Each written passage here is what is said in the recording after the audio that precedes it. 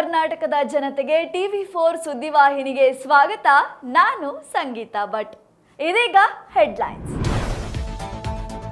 ಮನೆ ಬಾಡಿಗೆ ಕೇಳುವ ನೆಪದಲ್ಲಿ ಮಹಿಳೆಯ ಕತ್ತು ಹಿಸುಕಿ ಕೊಲೆ. ತೀರ್ಥ ನೀಡಿದ ಅರ್ಚಕನಿಂದ ಅತ್ಯಾಚಾರ, ನಿರೂಪಕಿ ಆರೋಪ.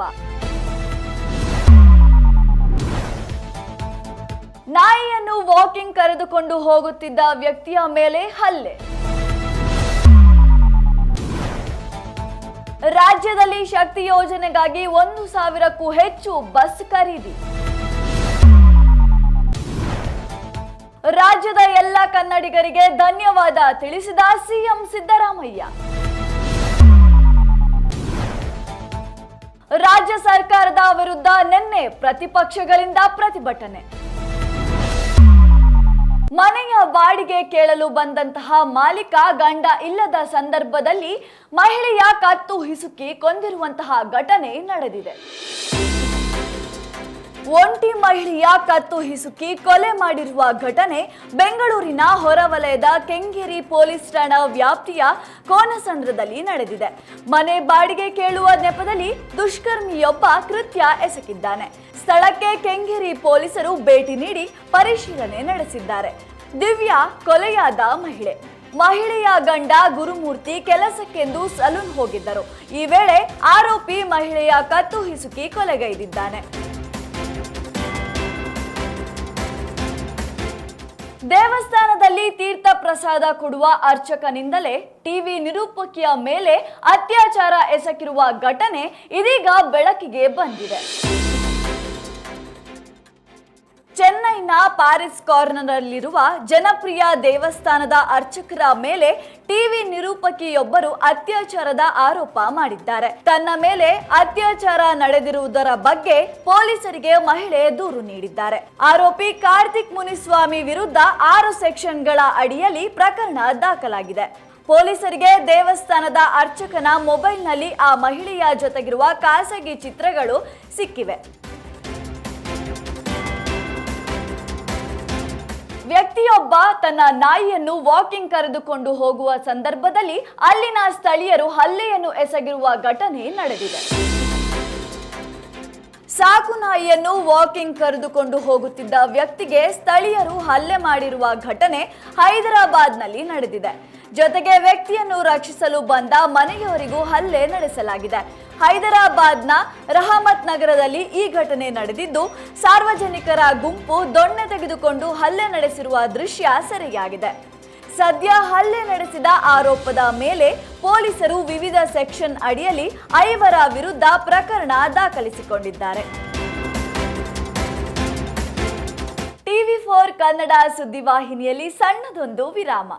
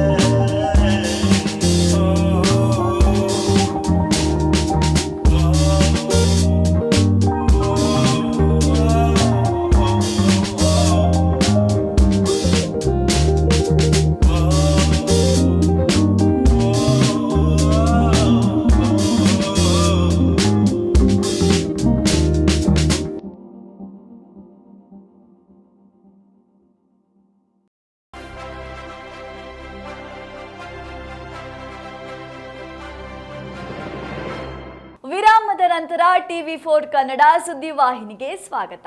ನಿಮಗೆಲ್ಲ ತಿಳಿದಿರುವ ಹಾಗೆ ಶಕ್ತಿ ಯೋಜನೆಯಲ್ಲಿ ಮಹಿಳೆಯರಿಗೆ ಉಚಿತವಾಗಿ ಬಸ್ಸಿನಲ್ಲಿ ಪ್ರಯಾಣಿಸಬಹುದು.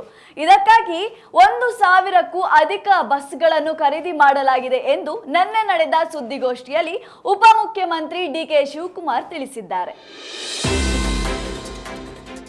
ರಾಜ್ಯದಲ್ಲಿ ಶಕ್ತಿ ಯೋಜನೆಗಾಗಿ 1,000ಕ್ಕೂ ಹೆಚ್ಚು ಬಸ್ ಖರೀದಿ ಮಾಡಿದ್ದೇವೆ ಎಂದು ಉಪಮುಖ್ಯಮಂತ್ರಿ DK ಶಿವಕುಮಾರ್ ತಿಳಿಸಿದ್ದಾರೆ. ಬೆಂಗಳೂರಿನಲ್ಲಿ ಸುದ್ದಿಗೋಷ್ಠಿ ನಡೆಸಿ ಮಾತನಾಡಿದ ಅವರು, ರಾಜ್ಯದಲ್ಲಿ ಉಚಿತ ಬಸ್ ಯೋಜನೆಯು ಬಹುಪಾಲು ಜನರಿಗೆ ಅನುಕೂಲವಾಗಿದೆ. ಇದರಿಂದ ಗ್ರಾಮೀಣ ಭಾಗದ ಜನರು ಸಾರ್ವಜನಿಕ ಸಾರಿಗೆಯನ್ನು ಹೆಚ್ಚಾಗಿ ಬಳಕೆ ಮಾಡುತ್ತಿದ್ದಾರೆ ಎಂದು ಹೇಳಿದ್ದಾರೆ. ಇನ್ನು ಮೆಟ್ರೋ ಬೆಂಗಳೂರಿನಲ್ಲಿ ಮಾತ್ರ ಇದ್ದು ಅದನ್ನ ಬೇಕಾದವರು ಉಪಯೋಗಿಸುತ್ತಾರೆ ಎಂದರು. ನಿನ್ನೆ ರಾಜ್ಯ ಸರ್ಕಾರದ ವಿರುದ್ಧ ಪ್ರತಿಪಕ್ಷಗಳ ಪ್ರತಿಭಟನೆ ನಿನ್ನೆ ರಾಜ್ಯದಾದ್ಯಂತ ನಡೆಯಿತು. ನಮ್ಮ ಸರ್ಕಾರವನ್ನು 1 ವರ್ಷಗಳ ಕಾಲ ಯಶಸ್ವಿಯಾಗಿ ಮುನ್ನಡೆಸಿದ ರಾಜ್ಯದ 7 ಕೋಟಿ ಜನರಿಗೆ ತುಂಬು ಹೃದಯದ ಧನ್ಯವಾದಗಳು. ಕಾಂಗ್ರೆಸ್ ಪಕ್ಷದ ಮೇಲೆ ವಿಶ್ವಾಸ ಇಟ್ಟು ಅಭದ್ರತೆಯ ಆತಂಕ ಇರಬಾರದೆಂದು ಸ್ಪಷ್ಟವಾದ ಬಹುಮತವನ್ನು ಕೊಟ್ಟು ಸರ್ಕಾರ ರಚನೆಗೆ ಅವಕಾಶ ಕೊಟ್ಟಿದ್ದು ರಾಜ್ಯದ ಮತದಾರರ ಪ್ರಜ್ಞಾವಂತಿಕೆ ಎಂದು ಸಿಎಂ ಸಿದ್ದರಾಮಯ್ಯ ಪತ್ರಿಕಾಗೋಷ್ಠಿಯಲ್ಲಿ ತಿಳಿಸಿದ್ದಾರೆ.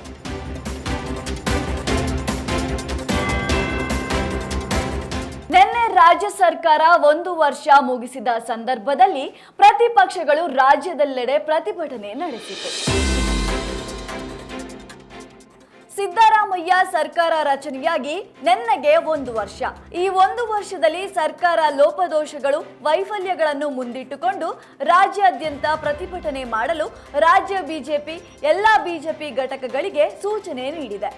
ಮತ್ತೊಂದೆಡೆ ವಿಪಕ್ಷದ ಹಿರಿಯ ನಾಯಕರು ಸಹ ಸುದ್ದಿಗೋಷ್ಠಿ ನಡೆಸಿ ಸಮಾಜ ಕಲ್ಯಾಣ, ಆಹಾರ, ಕೃಷಿ ಮತ್ತು ಗೃಹ ಇಲಾಖೆ ಸೇರಿದಂತೆ ಹಲವು ಇಲಾಖೆಗಳ ವೈಫಲ್ಯಗಳ ಕುರಿತು ಜನರ ಮುಂದಿಟ್ಟರು. ರಾಜ್ಯದಲ್ಲಿ ಕಾನೂನು ಮತ್ತು ಸುವ್ಯವಸ್ಥೆ ಹದಗೆಟ್ಟಿರುವ ಕುರಿತು ರಾಜ್ಯಪಾಲರಿಗೆ ದೂರು ನೀಡಲಿದೆ.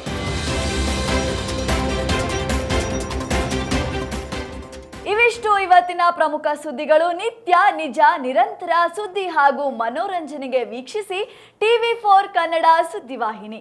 ನಾನು ಸಂಗೀತಾ ಭಟ್.